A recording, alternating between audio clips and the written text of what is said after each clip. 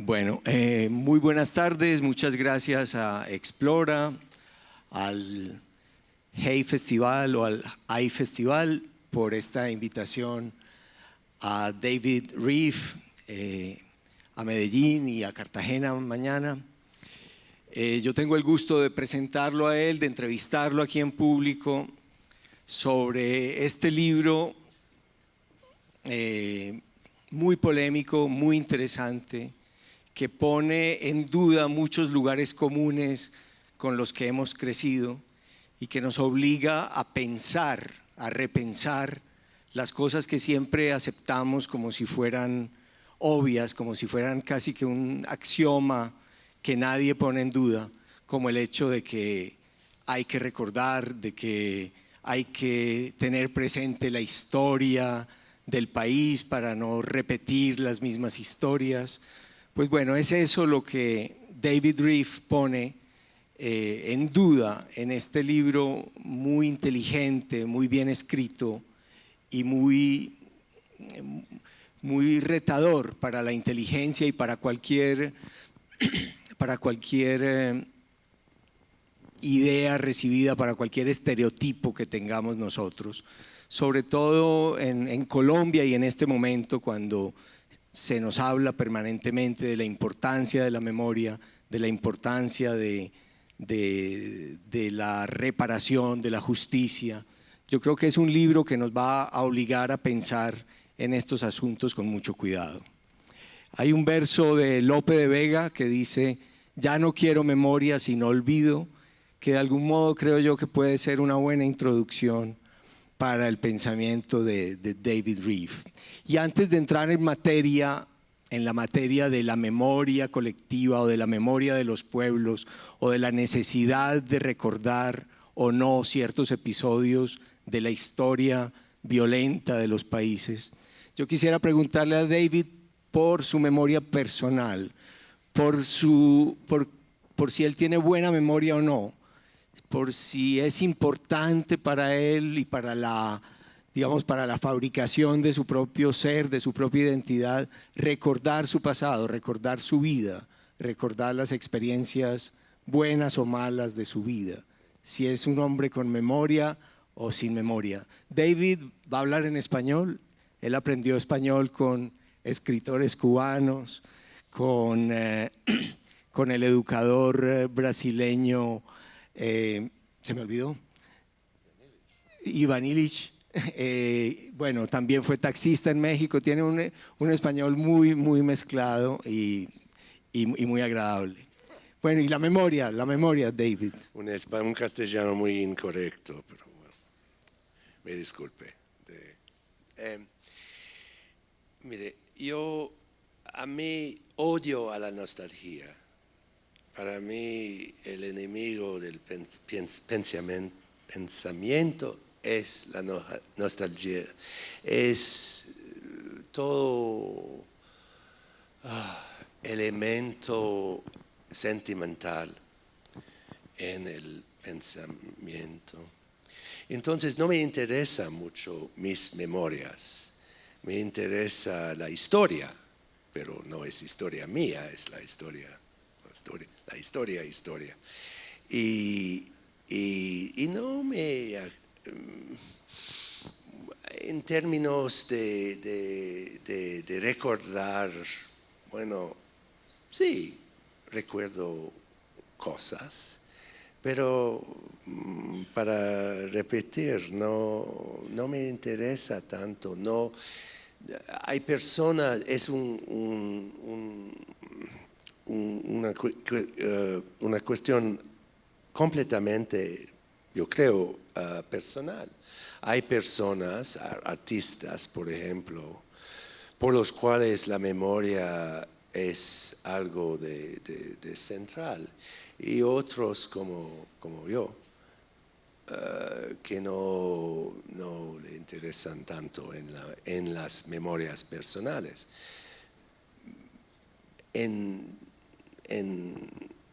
Diciendo esto, no quiero decir que no me interesa el pasado.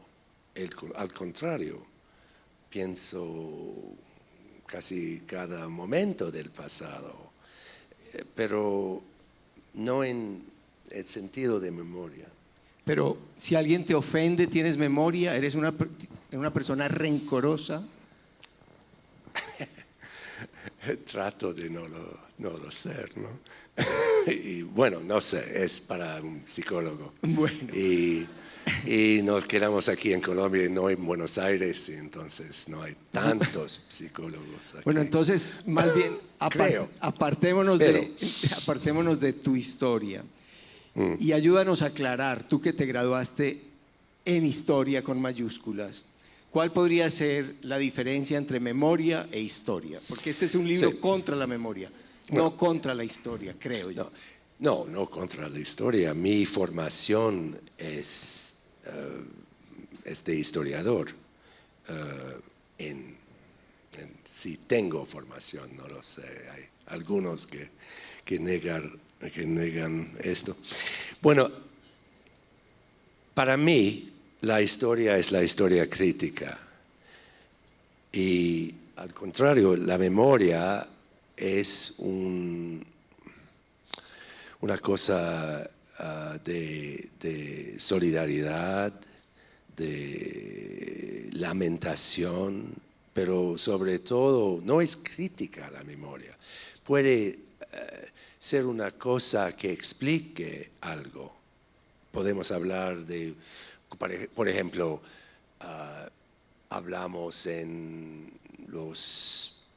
cuando hablamos en términos de las organizaciones de derechos humanos, hablamos de recordar lo que pasó, un crimen, una violencia. No es para mí de hablar a ustedes de la violencia, etcétera, de la historia de ese país, etcétera. Pero no creo que la memoria puede ser crítica. En este contexto, yo quiero insistir sobre la diferencia fundamental entre la memoria y la historia. Porque una historia que sin un elemento central de crítica no es historia, es propaganda.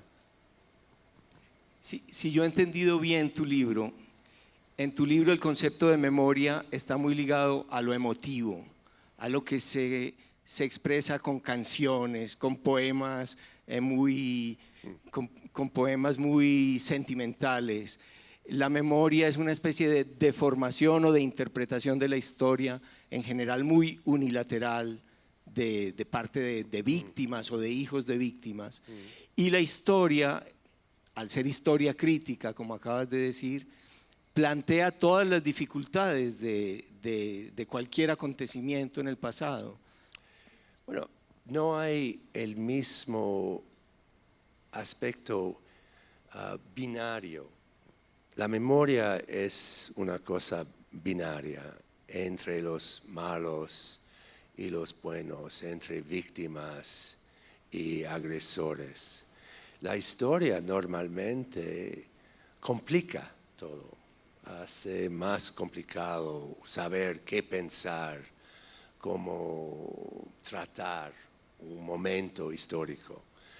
Y bueno, creo que no es para condenar a 100% la memoria. La memoria puede ser, no sé, una bufanda de seda o una soga.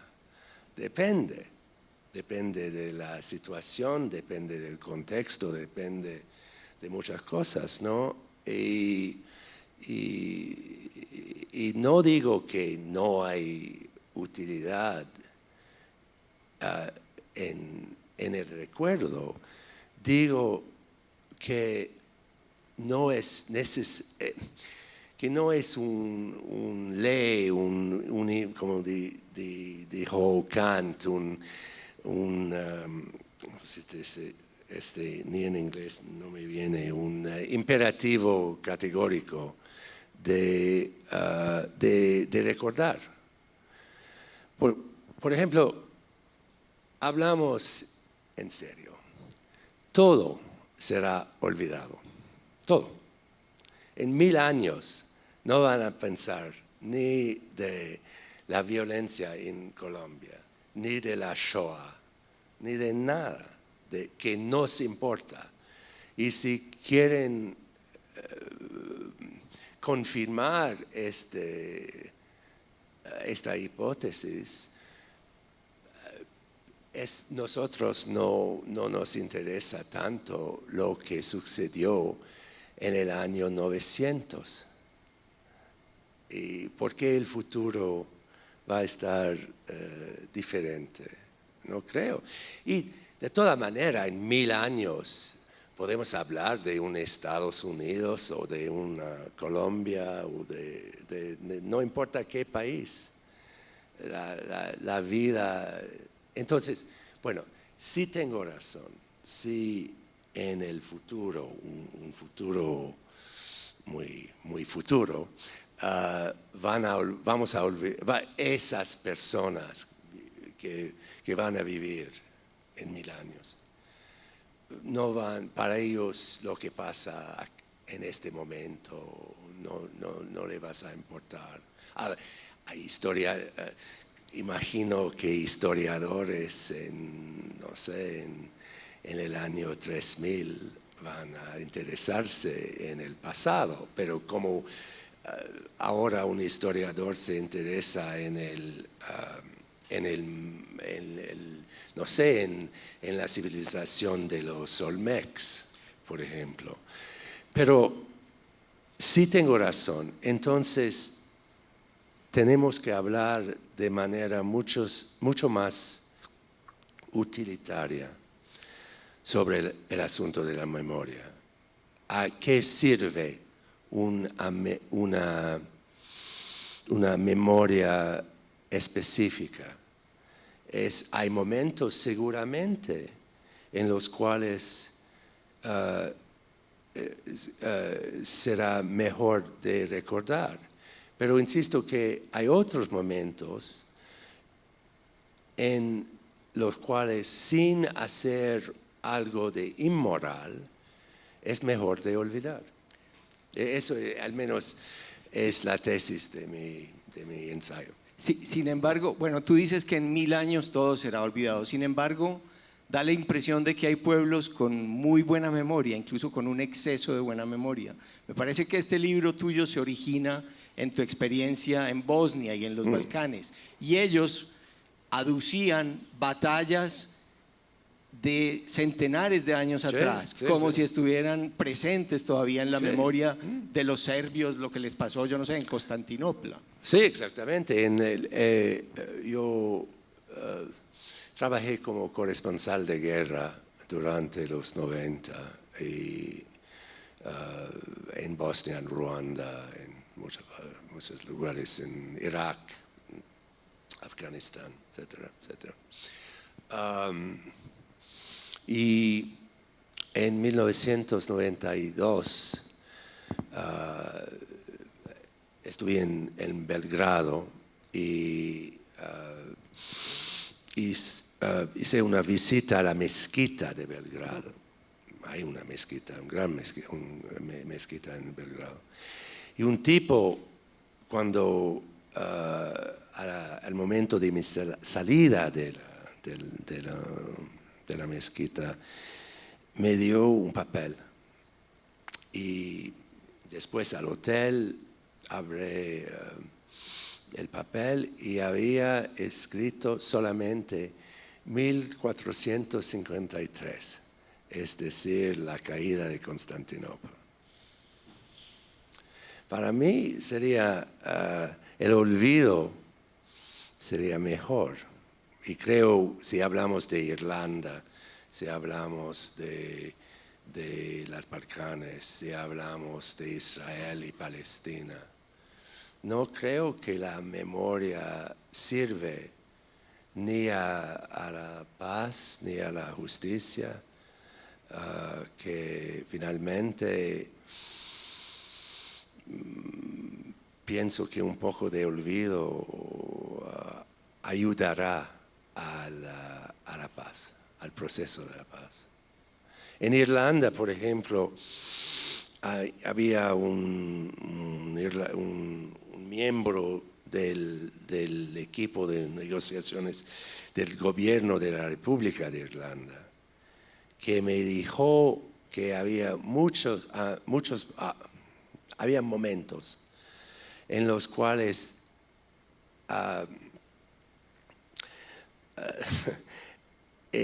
pensaban que la paz era muy, muy cerca. Pero me dijo este señor, en estos momentos, uno de los grupos armados, representantes de los grupos armados, recordaron a una canción. Los militantes republicanos de The Rising of the Moon, una canción revolucionaria del siglo XIX para Sinn Féin, para la IRA. Y los militantes protestantes de la gran canción de la militancia protestante, The Sash My Father Wore, se llama. Y el movimiento naranja, entre comillas. Y bueno, la canción, recordar de esas canciones, esos poemas, era el fin del proceso, al menos para un momento. La misma cosa en Israel, por ejemplo. Había durante muchos años a las ceremonias de entrada en el ejército, ¿cómo se dice? Armored Corps. Armored Corps, la Force Blindée. Las fuerzas blindadas del ejército. Hicieron su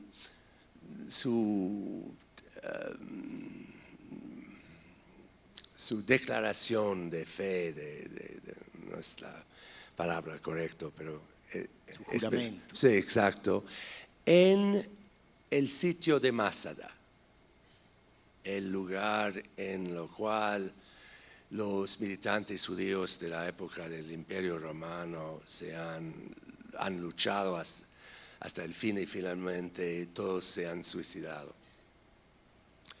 Para mí, eso es la memoria política, o al menos en este cuento es todo el peligro, el problema con la memoria política. Porque, insisto, no es memoria, no existe memoria colectiva. Existe memoria personal, existe la memoria colectiva, es un artefacto de la política, de la religión, de opiniones y de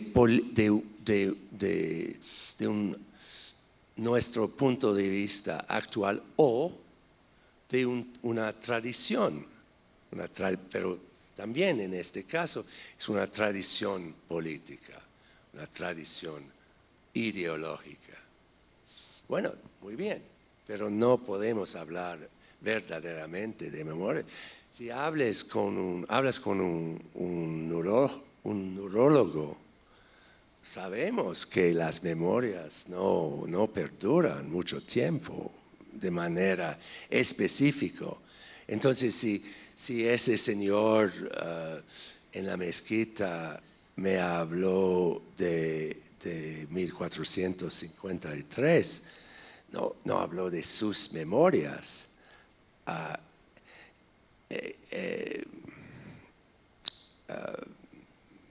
Era la articulación de un punto de vista política de una esperanza para el futuro, de muchas cosas, pero no de una memoria en el senso estricto. Tu ancestro personal por parte de padre, de madre, abuelos, es un ancestro judío.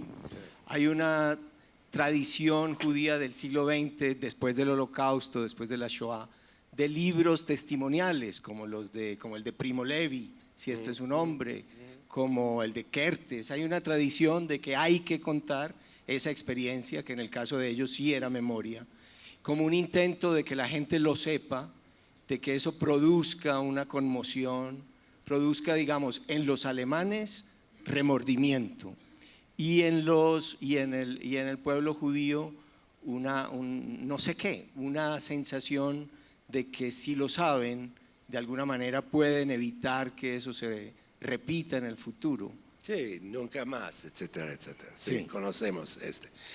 No lo creo.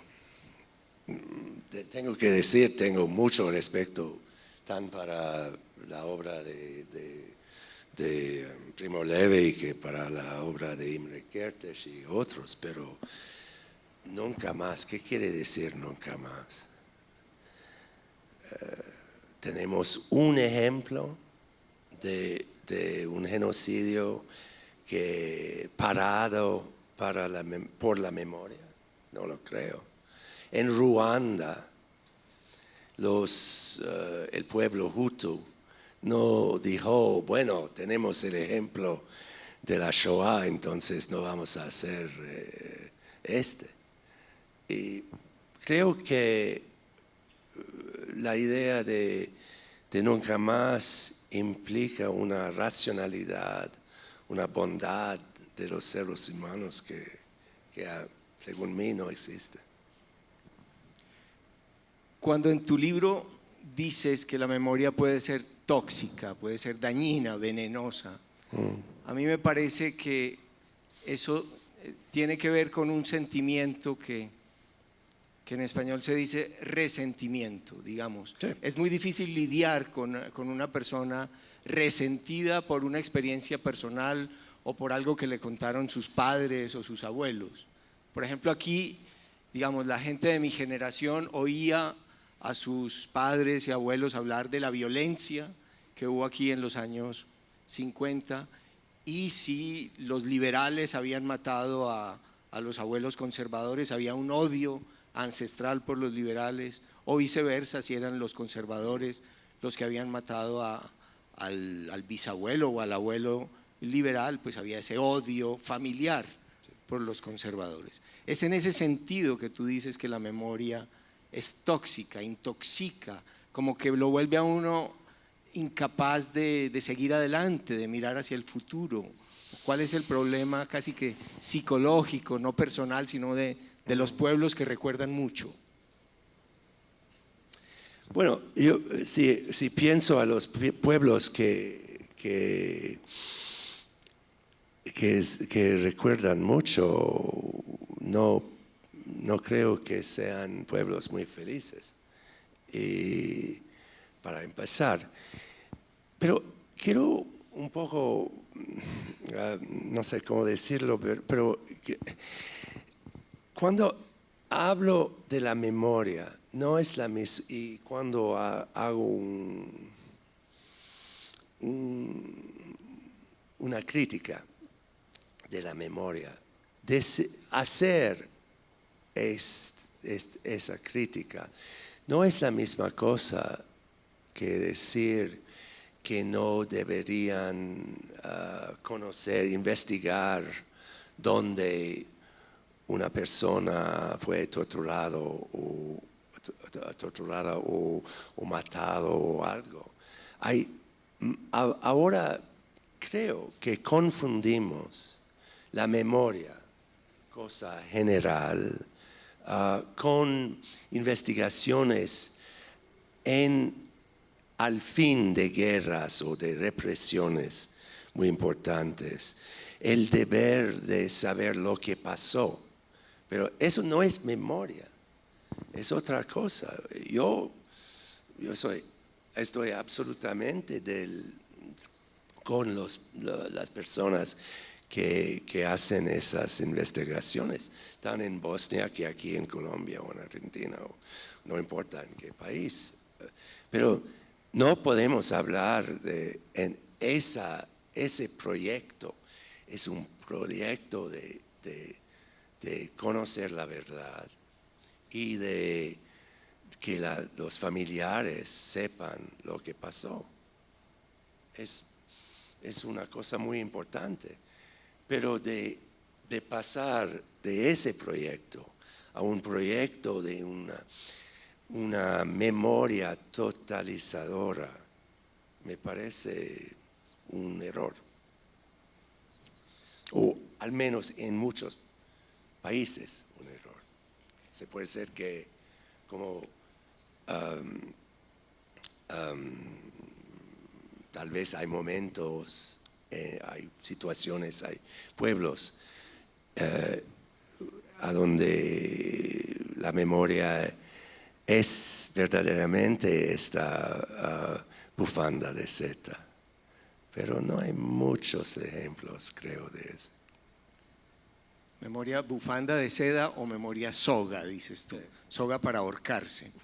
En el libro mencionas dos casos en el que parece ser que un olvido, por lo menos un olvido momentáneo, es conveniente para dar un paso hacia la paz o hacia la democracia. Citas el caso chileno cuando sale Pinochet y no hay un juicio, no hay nada, después el juez Garzón lo intenta, y el caso español también, cuando muere Franco, que pretenden pues hacer una ley de casi que de olvido, de que no van a recriminarse mutuamente los republicanos y los franquistas. Y creo que al momento de esas decisiones, los españoles y los chilenos, o la mayoría o la clase dominante, tenía razón.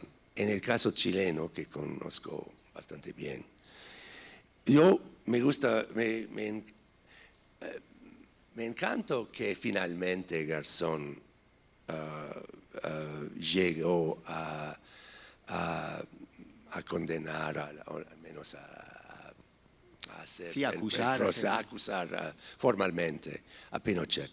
Pero lo hizo 8 años después. Y si un Garzón lo hubiera hecho la misma cosa en el año sucedente a la decisión de Pinochet de retirarse después ¿cómo se dice? del voto.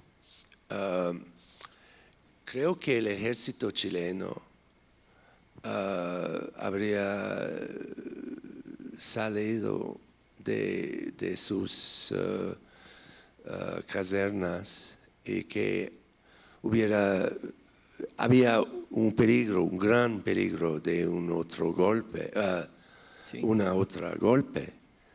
Entonces, no podemos hablar, a menos que sea un kantiano absolutamente fanático, que tienes que hacer el bueno en todo caso, y no importa las consecuencias.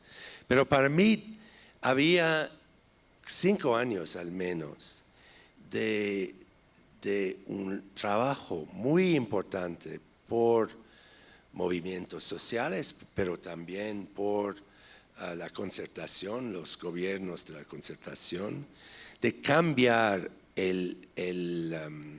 la natura del ejército chileno. Y bueno, entonces cuando Garzón hizo su acusación, el ejército chileno era transformado, pero al inicio de la época democrática, yo creo que hubiera sido un error trágico. En el caso de España vamos a ver, porque el pacto del olvido, entre comillas, ahí vamos a ver si puede continuar. Bueno, han destruido la vida de Garzón, pero hay otros. El libro tuyo no menciona Colombia, pero naturalmente los colombianos que lo leemos hacemos una lectura del libro tratándolo de aplicar a Colombia y a la situación colombiana de este mismo momento en que hay unas conversaciones de paz con la guerrilla y algunos piden justicia, otros piden verdad, otros piden ceder un poco la justicia con tal de que haya paz, y con un proceso muy reciente que el presidente anterior hizo con los grupos paramilitares, donde las penas fueron o muy benignas o inexistentes para casi todos ellos. En ese caso, aún sin conocer en detalle la situación colombiana, ¿tú tienes algo para decirnos? Trato de no hablar de cosas que no conozco bien. Y bueno, veo en la ciudad la publicidad para señor Uribe, sí a la paz, ¿no? Con castigo para los criminales, ¿no? Y bueno, es proposición que, bueno, vamos a ver. No puedo hablar de la situación colombiana, pero lo que quiero decir es el siguiente, que hay muchas maneras de hacer este trabajo. Hay un modelo muy castigador,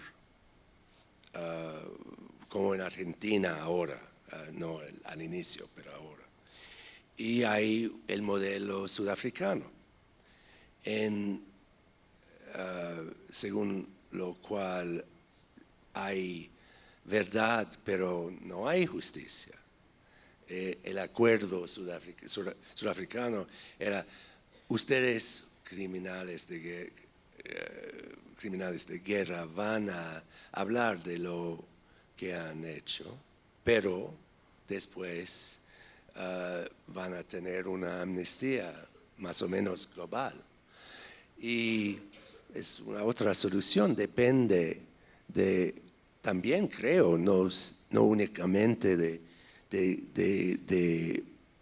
cuestiones de principio, sino de la situación actual en el país. Y de eso no puedo hablar, sería ridículo de mi parte. Pero si hablamos, por ejemplo, de la situación en Sudáfrica en la época, Mandela y sus socios, para ellos la paz era la cosa más importante. Y había el peligro, la amenaza de una guerra de los blancos. Y para ellos creían que lo más importante era la paz. Yo, como Mandela y sus socios, había, como ustedes creo deben saber, había mucha oposición a la decisión de Mandela. Y ahora con la muerte de Mandela, hablamos de él como un santo. Y no era santo, era un hombre de la política, un hombre duro, entre otras cosas. Y un hombre práctico. Es para ustedes de pensar la cuestión de la situación actual de ese país. ¿Es posible de hacer una Argentina o sería mejor de hacer un Sudáfrica? No tengo una opinión, pero creo el discurso de los derechos humanos es un discurso que se basado sobre la idea que todas las buenas cosas van juntos. Y para mí es una mentira, que hay paz sin justicia. Tenemos muchos ejemplos de eso. A veces hay paz y justicia, pero hay paz en Bosnia, no hay justicia, por ejemplo. Los oponentes de Mandela dicen que en Sudáfrica no hay paz, pero no hay justicia. Pero creo que es un hecho que hay buenas cosas que se opongan. Hegel dijo que su definición de tragedia fue el conflicto entre dos cosas buenas. Cuando un conflicto todavía está activo, como es el caso de Colombia, en general hay como dos narraciones del pasado que compiten y dos memorias de víctimas distintas, o memorias, si no memorias personales, memorias de una generación atrás. Entonces, unas víctimas hacen una narración: ustedes nos secuestraron, ustedes pusieron estas bombas, ustedes nos mataron de esta manera. Otros dicen: ustedes nos masacraron, ustedes usaron motosierras, cortaron cabezas y las tiraron por el río. Hay una narración, digamos aquí, de las víctimas de los paramilitares y a veces del Estado, y una narración de las víctimas de la guerrilla. Esa narrativa permanente también es nociva, es una forma de memoria tóxica también, ese intento también de un grupo como los de Memoria Histórica o Museo o Casa de la Memoria, que tratan por lo menos de no ser tuertos, de no ver una sola violencia, de no ver solo por el ojo izquierdo o por el ojo derecho, sino ver las violencias de todos los lados. ¿No puede ser eso útil para...? Es es muy difícil. Por ejemplo, en Argentina, la narrativa oficial del régimen de Cristina, de los Kirchner, es que no había víctimas del lado del gobierno. Los montoneros fueron víctimas, pero no habían matado a ninguno, o si han matado era justificado. Entonces tienes en el Parque de la Memoria, cerca de la UBA, en Buenos Aires, un monumento, un proyecto de memoria totalmente ideológica. Tal vez tiene que ser así, no sé, no es historia, es memoria. Aquí no sé, normalmente es muy difícil de hacer, de construir una memoria colectiva aceptada por la mayoría de las personas en un país sin la victoria absoluta de un lado o de un otro. Cuando, por ejemplo, en Bosnia nadie ganó, entonces hay tres memorias: una memoria bosniaca, una memoria croata y una memoria serbia. Y bueno, van a tener que descubrir una manera de convivencia, ¿no? Convivencia. Hay otro tema en Colombia y que también se ha dado en tu país, en Estados Unidos, y es la memoria de los negros, de los afrodescendientes y la esclavitud, y la memoria de los indígenas americanos y la conquista, el exterminio, el genocidio de los conquistadores. Esos grupos, los grupos afros en Colombia o los grupos indígenas, cada vez insisten más en la memoria, en que hay que recordar y que de alguna manera hay que como que resarcirlos por los daños que se les hicieron en el pasado. Y eso pues produce, no sé, se reparten culpas. ¿Hay alguna caducidad de la culpa? ¿Hay culpas colectivas? Todavía, digamos, estos países que tienen indígenas y que tienen negros, deben responder por lo que pasó en el pasado, en la historia de ese país. Bueno, yo no creo en la culpabilidad colectiva. No creo que el pueblo alemán tenía una culpabilidad colectiva para la Shoah, y no lo creo del genocidio de los amerindios en mi país. Pero es es una idea del filósofo alemán Karl Jaspers, que deberíamos hablar no de culpabilidad colectiva, sino de responsabilidad colectiva. Y hay una responsabilidad actual, por ejemplo, para la situación económica de esos grupos. En este sentido, creo en responsabilidad, pero en culpabilidad absolutamente no. Que un inmigrante de Corea en Los Ángeles ahora es culpable del genocidio de los Cherokee en 1830, me parece un poco antihistórico.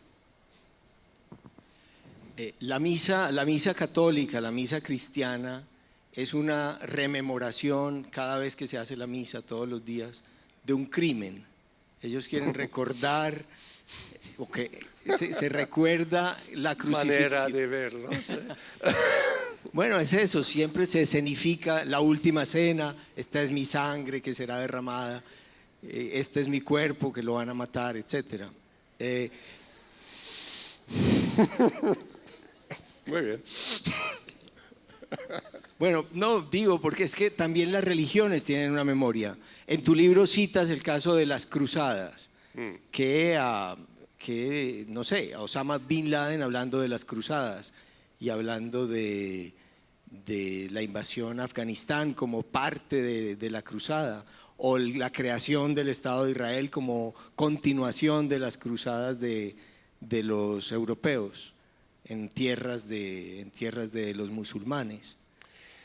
Sí, bueno, como mi madre, no hablo mucho de mi madre.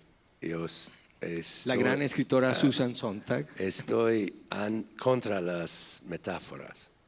Y me parece que hablar de esa manera, como lo hizo Bin Laden, no tiene nada que hacer con la historia. Israel, puedes pensar lo que quieres de Israel, no tiene nada que hacer con el régimen feudal de los de 1011. Sí, del siglo XI o XII, sí. Siglo XI. Bueno, yo pienso mucho mejor de cuidar menos a nuestras memorias y hablar más de la situación actual.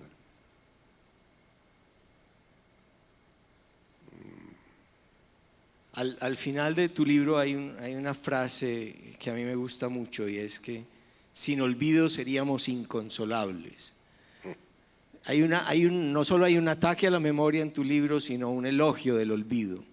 Un elogio del olvido como una manera de aliviar el rencor, de aliviar el resentimiento, de aliviar el dolor. No solo personalmente, que se da el caso, pero también tal vez los países tienen que tratar de olvidar como una manera de no seguir sufriendo. Sí, porque me encanta la historia y odio a los mitos. Y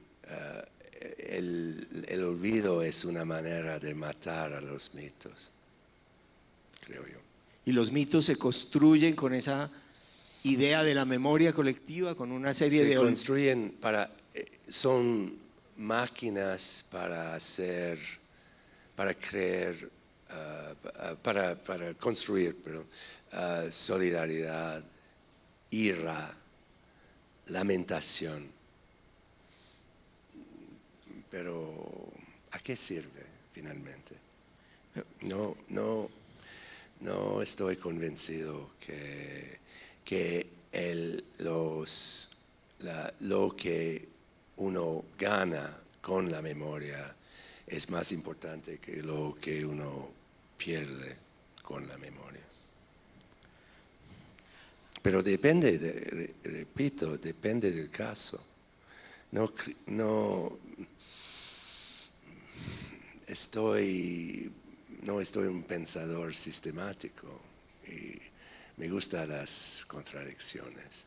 Entonces, imagino que hay casos en los cuales la memoria sirve bien. Hay un mito en el que yo creo, David, y es yo creo en el mito del progreso. Y me parece que para sostener que hay progreso, uno tiene que recordar o reconstruir la historia, por ejemplo, la historia de la ciencia o la historia de la medicina. Que uno no puede hablar de progreso si no sabe, por ejemplo, que hasta el siglo XIX la mayoría de las mujeres se morían en el parto. Entonces, si uno no tiene memoria de qué pasaba en los partos, de cómo se morían la mayoría de los recién nacidos y de las mujeres durante el parto, pues uno no puede decir que la situación actual, por lo menos en el campo de la obstetricia de la medicina, es un poco mejor que el que vivió la humanidad hasta el siglo XIX. Sí, no. Yo creo absolutamente en el progreso científico, pero no creo en el progreso moral. Creo que más o menos somos los mismos que nuestros ancestros desde el punto de vista moral. Hay progreso tecnológico y hay un progreso extraordinario y feliz de la ciencia, sobre todo de la medicina. Pero cuidado, con cautela al menos. Bueno, yo voy a dejar que el público haga unas cuantas preguntas, por lo menos el público aquí presente. Hay un público fuera de esta sala que no podrá hacer preguntas, pero yo me imagino que algunos de aquí quieren preguntar. Si no, yo tengo muchas otras preguntas. Pero en todo caso, si alguien quiere preguntar, puede levantar la mano y preguntarle algo a David Reeve. Muy buenas noches.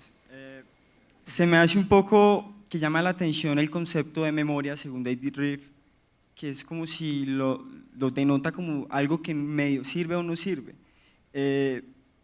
¿Será que la historia se supone que es para aprender de lo que los seres humanos hemos hecho? Supuestamente tiene también un tono predictivo, según como se quiera ver, y en sí es para no volver a cometer el mismo error.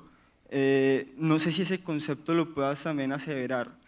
Y no sé qué tanto la historia puede ser cíclica.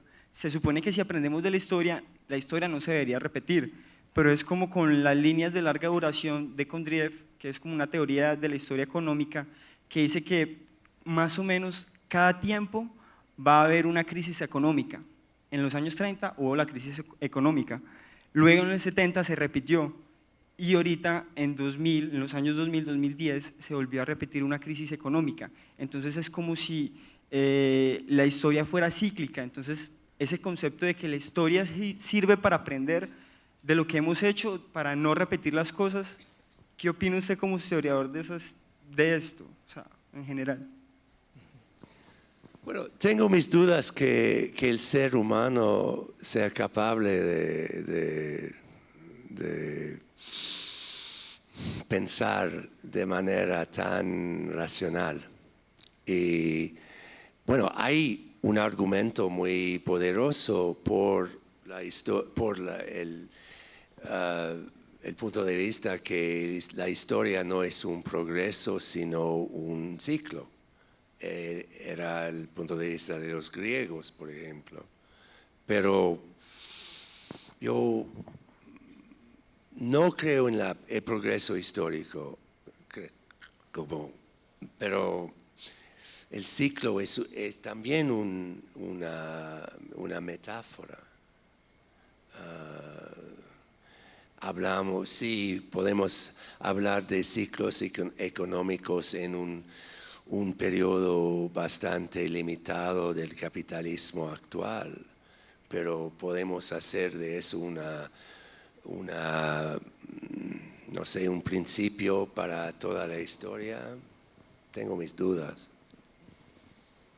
¿Tú no crees en esa frase de que el pueblo que no conoce su historia está condenado a repetirla? La frase de Santayana. No, creo que sea una tontería total. Yo creo que con David Reeve, con su libro Contra la Memoria y con estas palabras que nos ha dicho, estoy seguro de que nos ha hecho pensar en otras cosas, nos ha removido la pereza mental. Es un reto para la inteligencia dudar, y es sano para la inteligencia dudar de cualquier cosa y dudar incluso de que la memoria sea sana para un pueblo, para una situación. Entonces yo creo que le debemos agradecer a David que nos haya hecho pensar hoy y tanto también con su libro, que les recomiendo mucho leerlo, porque convencidos o no de que todo lo que está ahí sea cierto o no, les aseguro que es una lectura paradójica, desafiante y que aviva el pensamiento. Muchas gracias, David, por ayudarnos a pensar en cosas distintas.